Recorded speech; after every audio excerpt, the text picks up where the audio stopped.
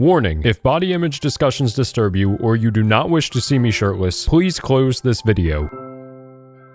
I've challenged myself to lose weight while only eating Minecraft food. Welcome to week 2 of the Minecraft diet.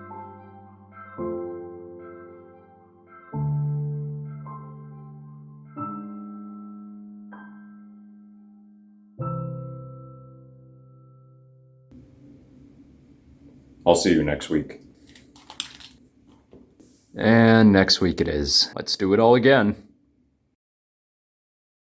I used last week's video as an introduction to the series, but from now on, I'll talk about a specific topic each week related to weight loss and the Minecraft diet. And this week, I'm continuing our conversation about food because it's the foundation of weight loss. Specifically, I want to continue talking about meal planning. When I said, let's do it all again a second ago, I meant it's time to repeat all my meals from last week. It's not intelligent to admit this in a YouTube series about losing weight, especially at the beginning of a video, but my weight loss process is repetitive. As I mentioned in last week's video, I'm losing weight by following a meal plan, which is one of the most effective ways to lose weight healthily. As a reminder, a meal plan is an exact list of foods you eat throughout the day. When you make a meal plan, you should also include food measurements to know how much of each food to eat. For example, there's a significant difference between eating 1 steak and 2. Assuming your calorie counts are correct, adhering to a meal plan guarantees you'll lose weight. I don't want to restrict myself to Minecraft foods any longer than I have to, so meal planning is the best weight loss strategy for me. On the downside, meal planning is repetitive.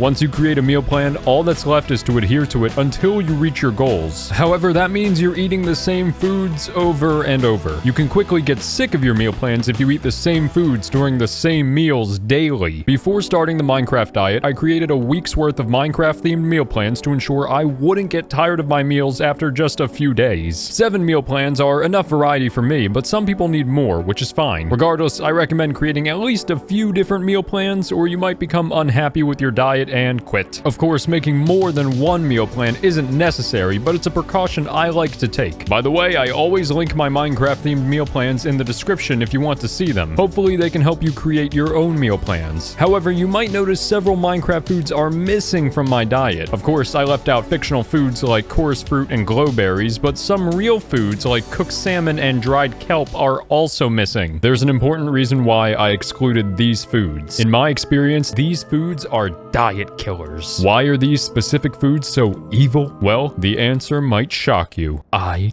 don't like them.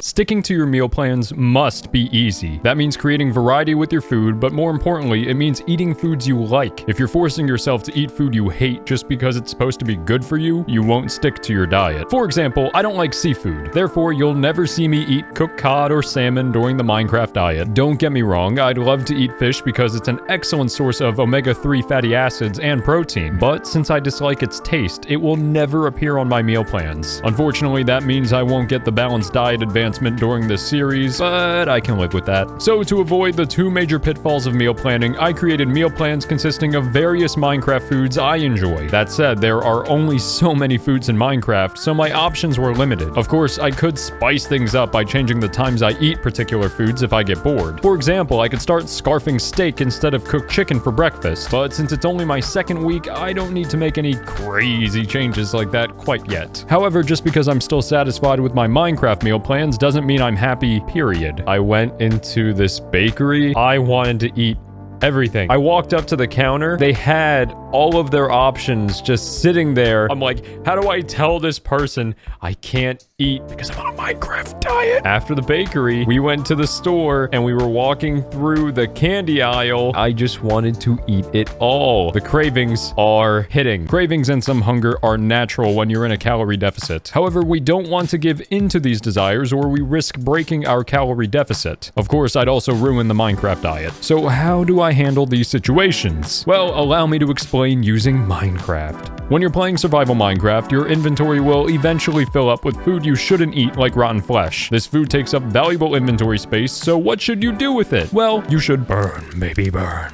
The same concept applies to food cravings. If your favorite snack sits on the table all day, you'll likely rip that bad boy open eventually. However, if you remove these snacks from your house, you can't give into your cravings because they're no longer readily available. However, instead of throwing food in the trash, I'd advise finding someone who will eat it for you, like a family member. That way you're not wasting food. After that, take that specific food off your grocery list. Speaking of groceries, I'm running low on Minecraft foods, so I better harvest some at my local village, also known as the supermarket. Another benefit of following a meal plan is saving time on grocery shopping. Since I eat the same foods weekly, my shopping list stays the same. Therefore, I don't waste time thinking about which foods to buy at the store. I'm a little embarrassed to admit this, but I have an exact path I follow every time I'm in the grocery store. I have this path memorized so well that I time myself while shopping this week like I was in a Minecraft speedrun. If you want to see how I did on my speedrun, check out the shorts on my channel where I upload daily recaps of the Minecraft diet. My shopping speedrun was on day 12. Now I finished covering the wonders of meal planning. Meal planning guarantees your body will change, you can eat whatever food you want, and you can even save some time in the week. However, you might be thinking, how can he eat the same food every week? Doesn't he get bored? It's a reasonable question that also crossed my mind when I started meal planning to lose weight. However, I've consistently followed meal plans to either lose or gain weight for 1.5 years, and food boredom has never been an issue. As I mentioned, whenever I get bored with my meal plans, I substitute old foods for new ones. For example, I might swap carrots for beetroots if I get tired of carrots, since they're both vegetables. In addition, my meal plans always consist of foods I like eating. Originally, I worried I would start to hate my favorite foods after eating them every week, but that hasn't been the case with most foods. There's a good chance you already eat the same foods weekly without even realizing it. I also avoid food boredom through my cheat meals. A cheat meal is my weekly opportunity to satisfy those cravings I mentioned earlier. However, I can't eat candy right now because of the Minecraft diet, but typically I would use my cheat meal to handle that craving. But even though I can't eat candy, I've still got a sweet tooth, so for this week's cheat meal, I crafted the perfect snack, the Minecraft cookie.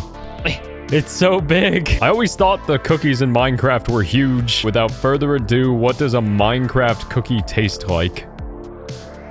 Oh my god, Steve and Alex be eaten. I need more. More. That cookie was so good that I think I'll have another. When I'm losing weight, I try not to exceed my TDEE on the days that I have my cheat meal. TDEE stands for Total Daily Energy Expenditure. It's how many calories you need to eat daily to maintain your weight. As long as my daily calories stay below my TDEE, I will maintain my calorie deficit and lose weight over time. But this explanation is my long-winded way of admitting that I calculated how many calories are in these cookies. Feel free to guess how many calories are in one cookie in the comments section, and I'll let you know how close you are. Now that I finished my weekly cheat meal, it's time to check my progress after week 2 on the Minecraft diet. My average weight before starting the Minecraft diet was 151 pounds, but my average weight after my second week was 146.5 pounds. I'm thrilled with such a significant dip in just 2 weeks. Now let's compare my current body measurements to day 1. Fortunately, my muscles haven't shrunk much, but my waist has. On day 1, my waist measured 34 3/8 inches, but it measures 33 inches flat today. My body fat percentage was approximately 15% on day 1, but it's probably about 14% today. That means I'm losing body fat, which is the goal. Here's what I look like from different angles after completing my second week compared to day 1.